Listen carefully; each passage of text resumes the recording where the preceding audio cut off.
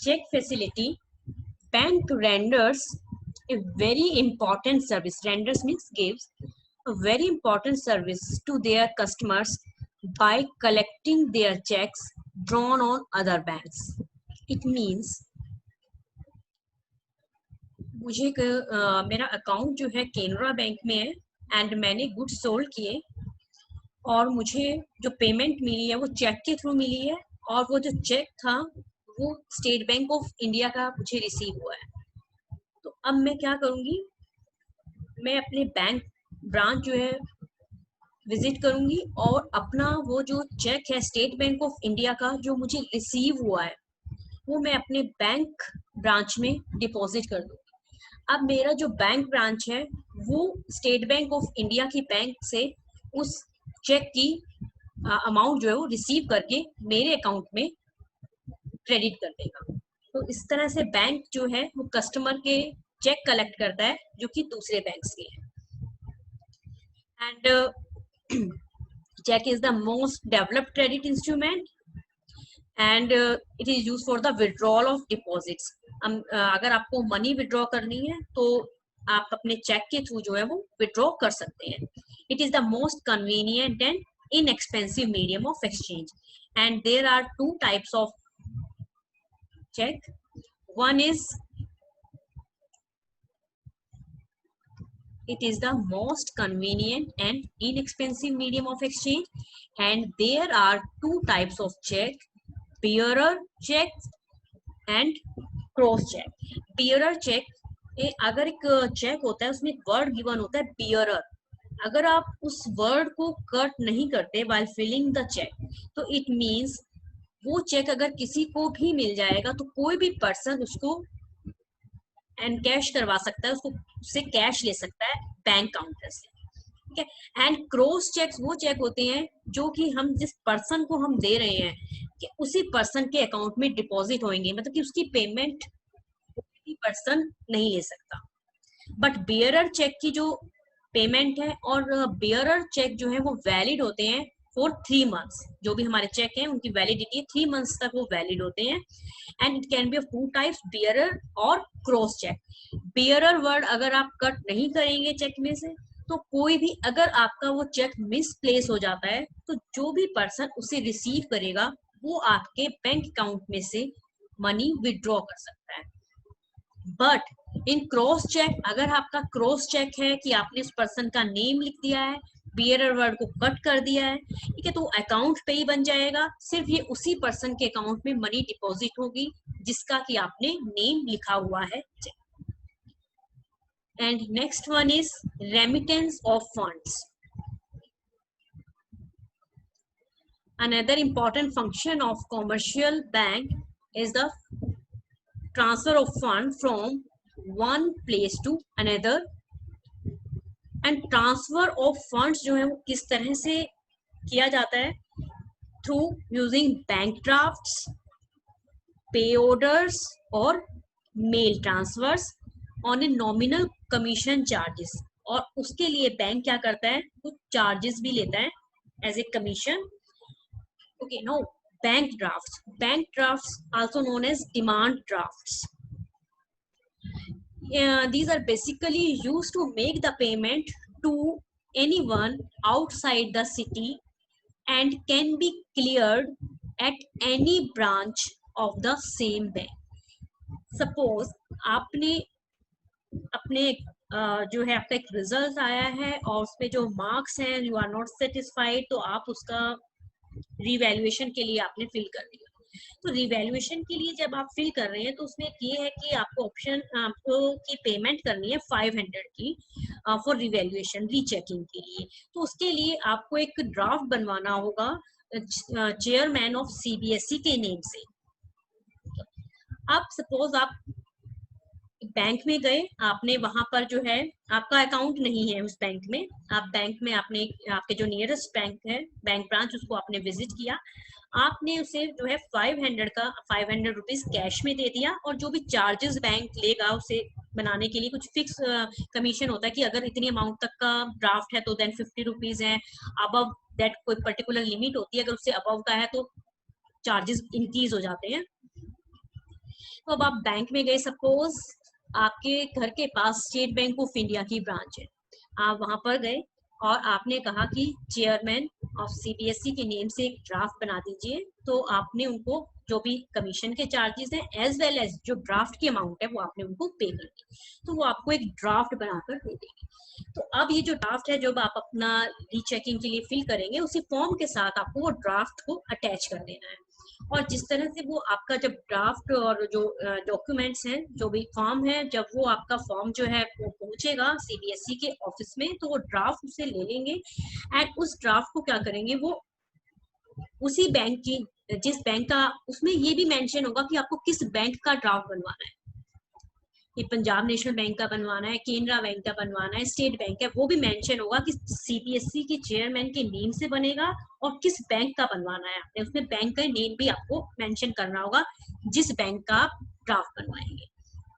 अब वो पर्सन क्या करेंगे, वो ड्राफ्ट से वो मनी रिसीव कर सकते हैं। अब वो पर्सन जो है सीबीएसई को आपने कहाँ दिया है, दिल्ली में दिया है, और वो वहां से अपना ड्राफ्ट के थ्रू अपनी मनी कलेक्ट कर सकते हैं, किसी भी ब्रांच से कर सकते हैं।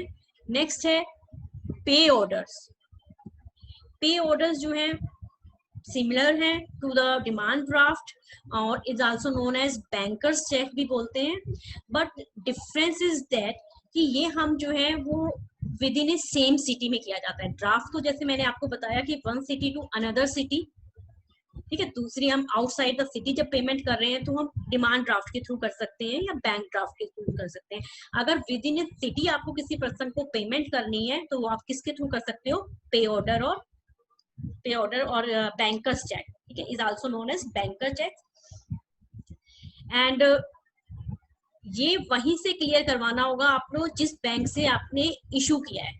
सपोज मुझे पेमेंट रिसीव हुई है, मुझे एक पे ऑर्डर रिसीव हुआ है, ठीक है, और वो पे ऑर्डर जो है वो पंजाब नेशनल बैंक का बना हुआ है और ब्रांच जो है जीटी रोड पानीपत है।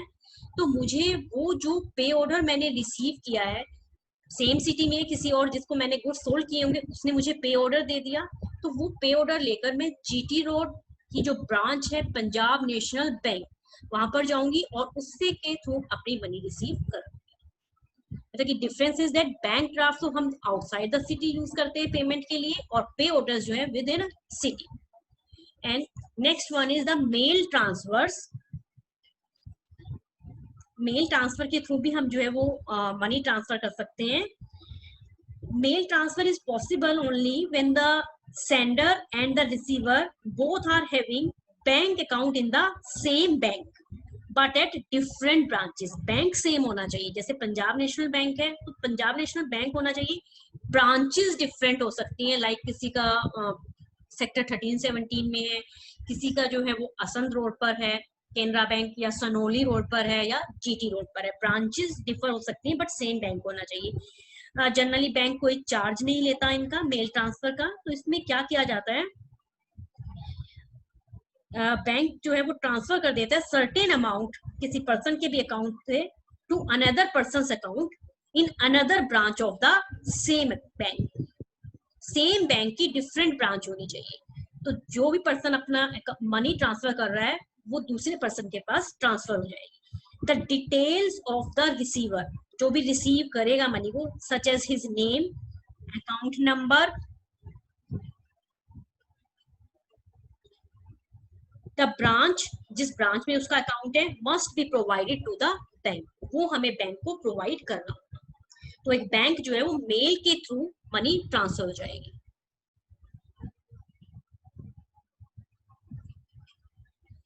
शिवानी, पे ऑर्डर्स जो हैं, अगर आपको विद इन ए सिटी अगर किसी को पेमेंट करनी है तो देखो बैंक ड्राफ्ट तो होते हैं कि अगर आपने आउटसाइड द सिटी पेमेंट करनी है, पे ऑर्डर है with in a same city. Suppose Shivani, मैंने आपको 5000 की पेमेंट करनी है और मैंने आपको जो है वो पे ऑर्डर दे दिया है।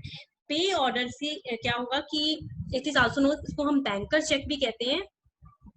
अब मैंने आपको पे ऑर्डर दे दिया है और वो मैंने आपको दिया है पंजाब नेशनल बैंक का, और जीटी रोड ब्रांच का। तो अब आपको क्या करना पड़ेगा, अपना जो पे ऑर्डर है जो आपने मुझसे रिसीव किया है, आपको उसी बैंक से अमाउंट मिलेगी। तो आपको विजिट करना पड़ेगा पंजाब नेशनल बैंक की जो ब्रांच है जीटी रोड पर, और वहीं से आप अपना जो है वो कलेक्ट कर सकते हो। सेम ब्रांच है जहां से वो इशू है। और मेल ट्रांसफर्स में क्या है, वो मेल के थ्रू है, बैंक जो है वो मेल के थ्रू रिसीव करेगा। अब इसमें क्या है, मेल में क्या है कि हम जो है वो मनी ट्रांसफर कर सकते हैं, सेंड कर सकते हैं money from one place to another place by using the through the mail. और इसके लिए हमें क्या चाहिए, सेम बैंक में अकाउंट होना चाहिए, बट ब्रांचेस जो है वो डिफरेंट हो सकती है मेल ट्रांसफर के लिए।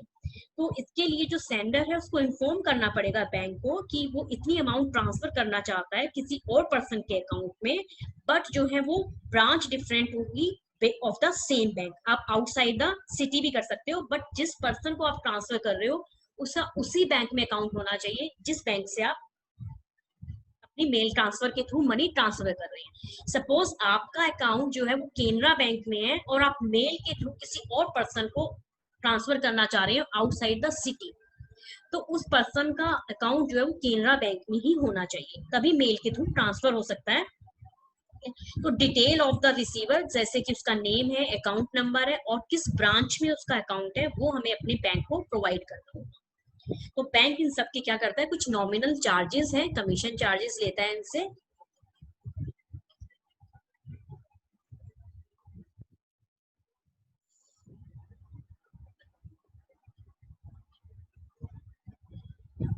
और ये ड्राफ्ट का तो मैं आपको बता ही चुकी हूँ। नेक्स्ट है allied services. Allied means other services हैं in addition to above functions. These are the main functions of the commercial bank. Bank also provide other services such as the bill payments. Electricity bill की payment है, local facilities है जब हम अपने important documents as well as jewelleries, इस underwriting commission. Now what is underwriting commission? Suppose company ने shares issue किए हैं एंड शेयर्स जो वो इशू किए हैं वो 1 लाख शेयर्स है। Shares issued by the company 1 lakh. अब हमें क्या होता है, एक वर्ड होता है मिनिमम सब्सक्रिप्शन, मीन्स 90%, कंपनी को 90% एप्लीकेशन मनी रिसीव हो जानी चाहिए, मीन्स 90,000 शेयर्स पर एप्लीकेशन मनी आनी चाहिए, तभी कंपनी आगे अपना बिजनेस कर सकती है। अदरवाइज अगर उनको 90% नहीं मिलता है तो कंपनी को अपना बिजनेस बंद करना पड़ेगा और जो भी उसको एप्लीकेशन मनी रिसीव हुई है वो उनको वापस देनी पड़ेगी। तो सपोज कंपनी को एप्लीकेशन रिसीव हुई है 80,000, बट हमें कितनी चाहिए 90,000। There is a difference of rupees 10,000। In that case कुछ लोग अंडर राइटर्स होते हैं। अंडर राइटर्स कोई इंडिविजुअल पर्सन भी हो सकता है, बैंक भी हो सकते हैं या कोई भी हो सकता है।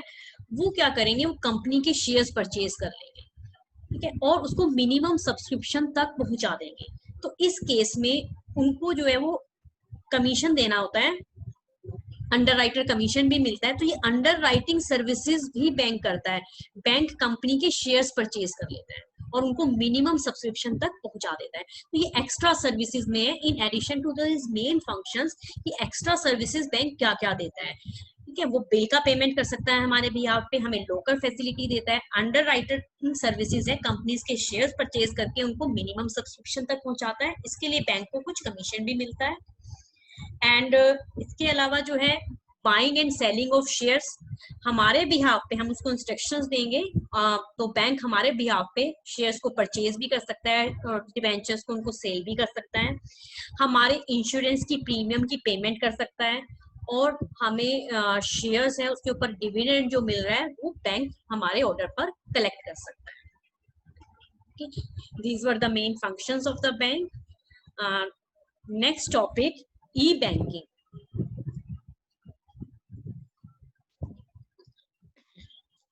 E-banking, in the simple words,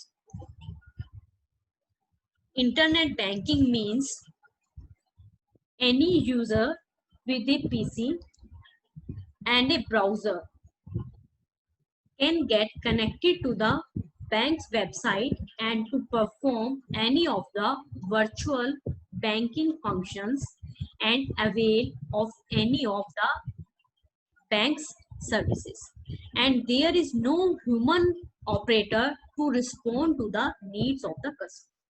means आपके पास अगर पीसी है एंड आपके पास इंटरनेट कनेक्शन है तो you can visit the website of any bank branch और उसमें बैंकिंग फंक्शंस परफॉर्म कर सकते हो. You can see your check कर सकते हो, अपना बैंक का बैलेंस चेक कर सकते हो, लोन के लिए अप्लाई कर सकते हैं, पेमेंट कर सकते हैं बिल्स की. तो कुछ भी आप फंक्शंस जो है वो परफॉर्म कर सकते हैं.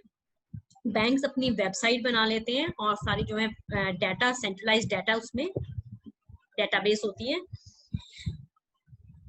And all the services that bank has permitted on the internet are displayed on a menu. और जो भी वो सर्विसेज प्रोवाइड कर रहे हैं वो आपको सारी मेन्यू में, आप कोई भी बैंक साइट ओपन करके देखना तो क्या क्या सर्विसेज प्रोवाइड कर रहे हैं वो सारा आपको मेन्यू में डिस्प्लेड होगा.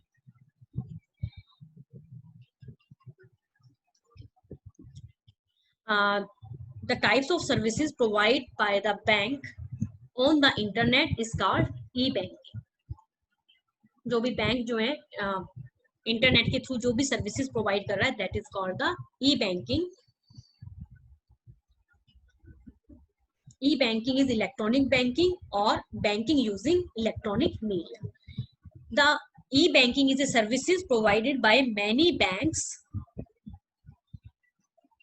that allows to customer. मतलब कि कुछ भी आप कर सकते हो, अपनी सेविंग्स को मैनेज कर सकते हो, अपने अकाउंट्स को चेक कर सकते हो, लोन के लिए आप अप्लाई कर सकते हो, बिल्स पे कर सकते हो over the internet using A personal computer और टेलीफोन और हैंडहेल्ड कंप्यूटर.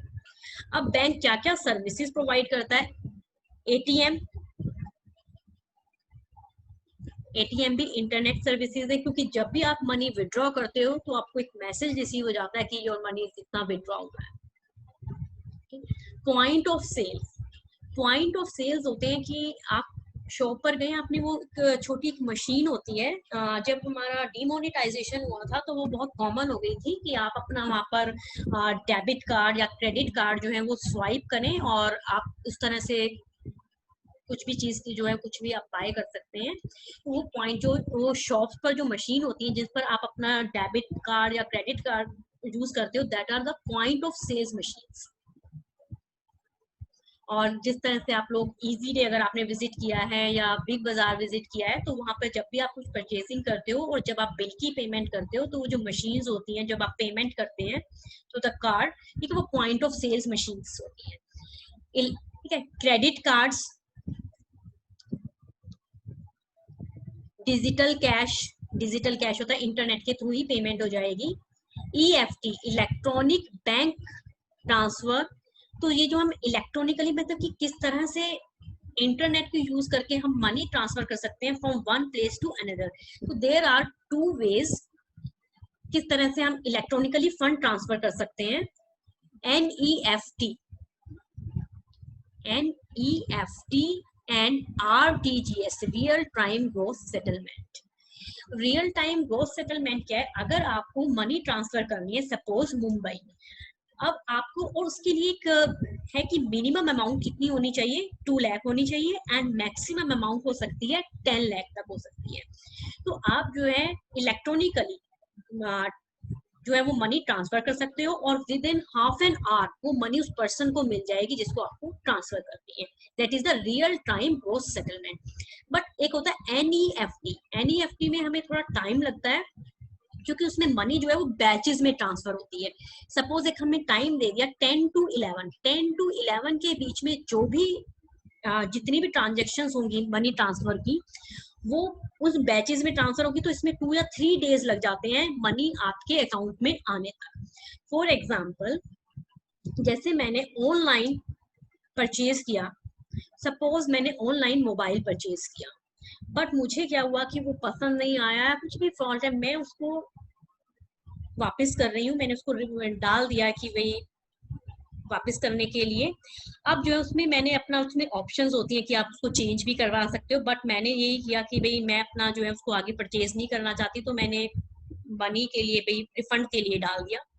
तो जब मैं रिफंड के लिए डालूंगी तो वो जो मनी आएगी वो NEFT के थ्रू आएगी, तो उसमें जो है वो 2 या 3 डेज लग जाते हैं। ऑनलाइन आपके उसमें आपको डिटेल्स देनी होती है कि बैंक अकाउंट और अपना IFP है, ब्रांच कोड है, इंफॉर्मेशन आपको साइट पर देनी होगी। तो विद इन 1 और 2 डेज या 3 और 4 डेज भी लग जाते हैं, इट डिपेंड्स, और आपकी मनी जो है आपके बैंक अकाउंट में आ जाती है। That is the NEFT। तो NEFT में ना कुछ बैचेस बना दिए जाते हैं, जैसे 1 आवर में बना दिए, 1 आवर में जितनी भी ट्रांजेक्शन हुई तो उनको फिर एक बैच के बाद, और रियल टाइम में ऐसा नहीं है, उसमें तो जैसे ही आप ट्रांसफर करोगे वो एकदम से ट्रांसफर हो जाएगा। तो यही डिफरेंस है, बट रियल टाइम के लिए हमें जो है मिनिमम 2 लाख होना चाहिए, उससे कम आप RTGS कर ही नहीं सकते, इसके लिए आपको NEFT से ट्रांसफर करना पड़ेगा money.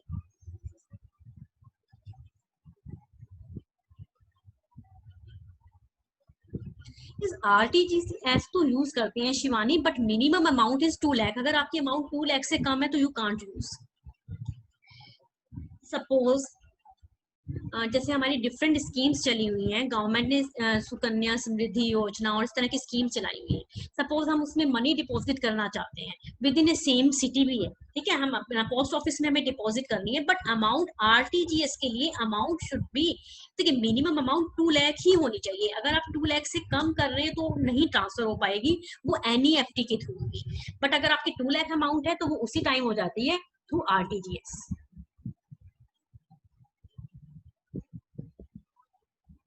Okay, now there are some benefits of the e-banking.